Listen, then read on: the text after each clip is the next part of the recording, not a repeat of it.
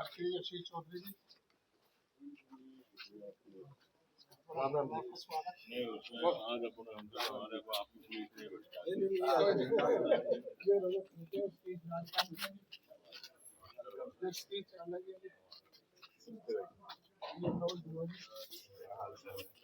Welcome back.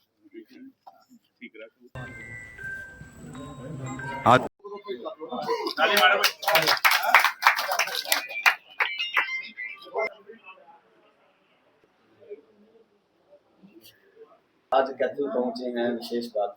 देखिए, आज कैथल में मखीजा साहब से मिलने आया था और फिर यहाँ पे उनके बहुत से साथियों से मुलाकात करने का अवसर मिला और मैं ये कहूँगा कि पूरे परिवार से मिला। और वैसे भी मुझे निमंत्रण भी अपने बेटे की शादी को लेकर देना था, तो मैं धन्यवाद करता हूँ मखीजा साहब का। और मैं देरी से आया इसके लिए मैं माफ़ी भी चाहता हूँ, क्योंकि लगातार 2-2.5 घंटे तक सभी को मेरा इंतज़ार करना पड़ा, क्योंकि एक लंबा समय से मखीजा साहब को मेरा प्रॉमिस था कि मैं आपके यहाँ चाय पीने आऊँगा।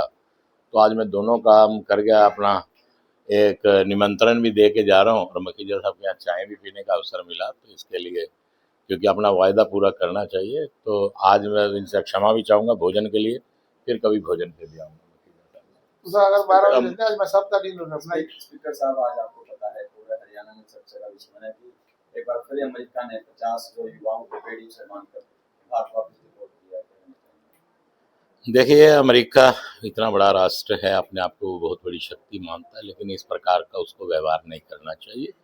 लेकिन वो इस बात से मान ले कि ये देश आज के समय में श्रीमान नरेंद्र मोदी का ये देश है, इसकी कीमत अमेरिका को चुकानी पड़ेगी, हर जगह कोई भी हो, या अमेरिका को समझ लेना चाहिए।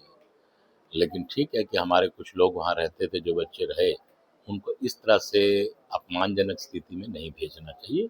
यहाँ पे भी बहुत से लोग रहते हैं, उनको भी साथ भी वैसा व्यवहार किया जाएगा, लेकिन हिंदुस्तान में कम से कम ऐसी परंपराएं नहीं है कि जो व्यक्ति आ गया उसके साथ इस प्रकार का कोई भी व्यवहार किया जाए। लेकिन ये मान के चलिए कि कहीं ना कहीं, कभी न कभी, जब भी अवसर मिलेगा तो उसको इस चीज़ का हर्जाना चुकाना पड़ेगा। केंद्रीय मंत्री मनोहर लाल का एक जो बयान पर विपक्ष लगातार उन पर आरोप लगा रहा है। देखिए, उस बात को उन्होंने मरोड़ तोड़कर कहने का काम किया। आप उनका पूरा बयान सुने, क्योंकि जो 21 या 23 मेंबरी कमेटी थी, उन्होंने इस बारे में जिक्र किया कि उस कमेटी के जितने लोग थे तो वो सभी का है, लेकिन बोस तो बोस थे, जो चेयर करते थे वो अम्बेडकर साहब करते थे, यही विषय था।